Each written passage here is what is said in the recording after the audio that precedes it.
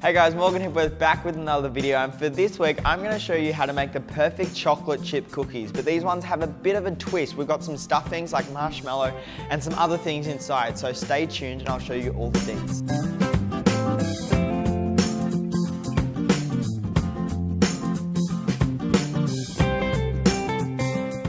And to start with, 230 grams of butter and a saucepan. So we'll put that butter into the saucepan and then get it on the heat. We want to turn this butter into brown butter. So we put it on a medium heat till it starts to melt, and then it's going to bubble and turn brown. Don't worry if you think it's burning, because it's not. So we've got our butter that we've turned into a really nice golden nutty color. Some people call it burnt butter, but it's got that really, really nice smell that will just give our cookies a little bit of a different flavor.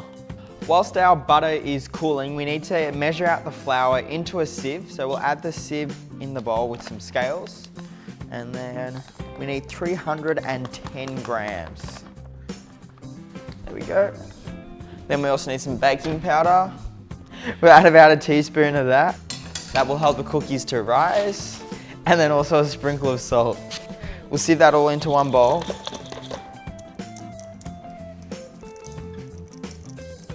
Push out any of the lumps, and then we're good to go.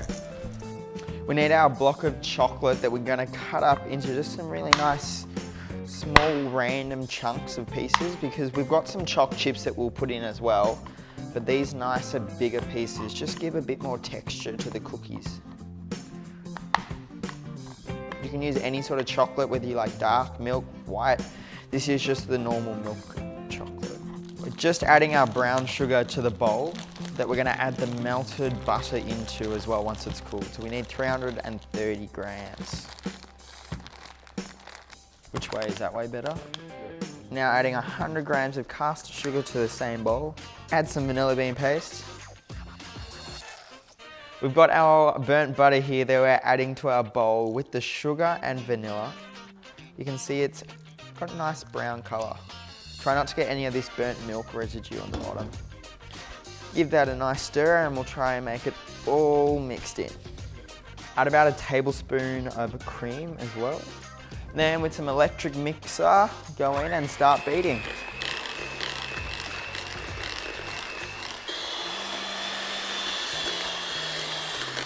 Okay, now we need to add one full egg and one egg yolk. So here's the full egg. And then with the egg yolk, just crack and then get rid of the white. And you can add the egg yolk.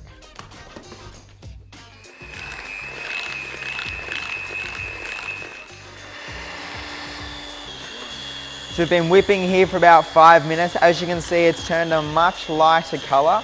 And after we added the eggs, it's looking much better. So we'll stop now, and we need to fold in the flour and the chocolate chips. So put this to one side. So we'll grab our scales, and the first thing we need to do is weigh 100 grams of choc chips and 100 grams of the chocolate that we had already cut up. So, and then add some of the chocolate, and we need 200 in total. Then we add the flour just slowly in 2 parts. All right, now we add the other bit. Make sure not to overmix. We just want to mix the flour in.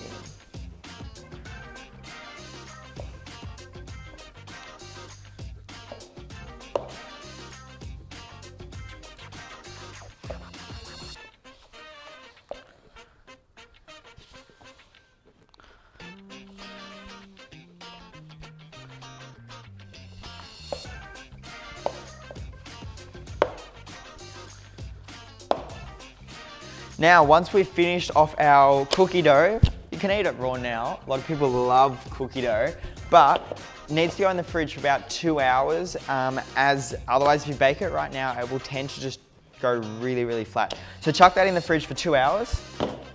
And here's one I prepared earlier. We've got our cookie dough that has been in the fridge for 2 hours, ready to roll out. So let's get straight into it.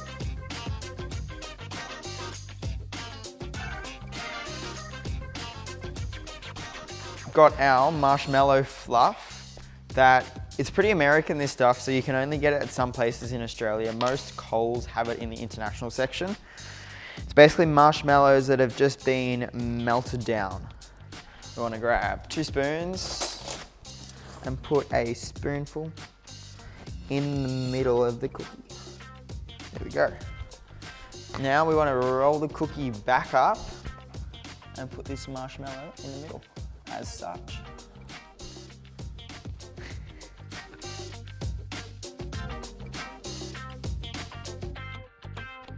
So we've got all our cookies rolled out with the marshmallow fluff on the inside.